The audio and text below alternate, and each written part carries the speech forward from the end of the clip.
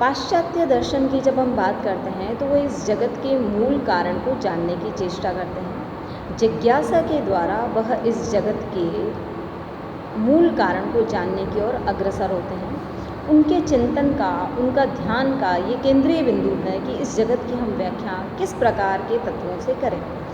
तो इस जगत की व्याख्या करने के प्रयास में अलग अलग दार्शनिक अपनी अपनी मान्यताओं के अनुसार अलग अलग तत्वों से इस जगत के कारण की व्याख्या करते हैं। ऐसा हम अर्ली ग्रीक फिलॉसफी में देखते हैं। उसके पश्चात जो सोफिस्ट दर्शन आता है, तो सोफिस्टों का मूल कथन जो है वह ये रहा कि वह ऐसा मानते हैं, उन्होंने ऐसी व्याख्या की है कि man is the measure of all things, मनुष्य ही सभी वस्तुओं का मापदंड है। तो इस मनुष्य के द्वारा जो बातें निर्धारित की जाती है, या हर मनुष्य का अपना एक सच होता है, जिस व्यक्ति को जो चीज़ दिखाई देती है वही उसके लिए सत्य है। ऐसा मानने पर जो ज्ञान के अंदर वस्तुनिष्ठता है उसकी कमी आ जाती है, और ये एक समस्या के रूप में उभरा, जिसका समाधान सुकरात करते हैं। इसीलिए हम सुकरात को पाश्चात्य दर्शन का जनक भी कहते हैं, क्योंकि सुकरात से पहले सोफिस्टों ने दर्शन के अंदर वस्तुनिष्ठता की, ऑब्जेक्टिविटी की नींव को हिला दिया था। तो ज्ञान की पुनः स्थापना करना, लोगों को ज्ञानी बनाना, ये सुकरात के दर्शन का मुख्य उद्देश्य कहा जाता है।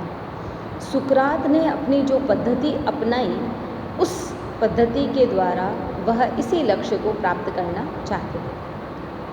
सुकरात के शिष्य प्लेटो और प्लेटो के शिष्य थे अरिस्टो। इन्होंने भी ज्ञान के क्षेत्र में अपने अपने अनुसार अलग अलग व्याख्याएं दी, ज्ञान को स्थापित करने का प्रयास किया, प्रत्ययों के सिद्धांत के द्वारा, तो फॉर्म और मैटर के सिद्धांत के द्वारा।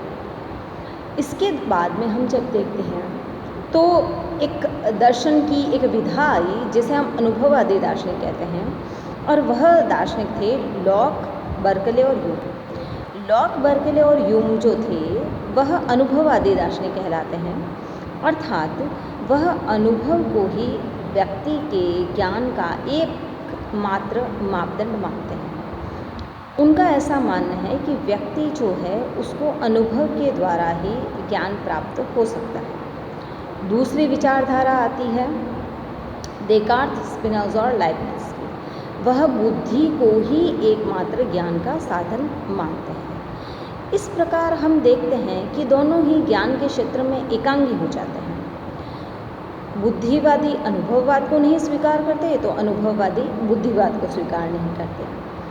परंतु पाश्चात्य दर्शन में हमने एक ऐसे दार्शनिक को देखा जो है कांट। वह दार्शनिक, उसने अनुभववाद और बुद्धिवाद दोनों का समन्वय स्थापित कर दिया।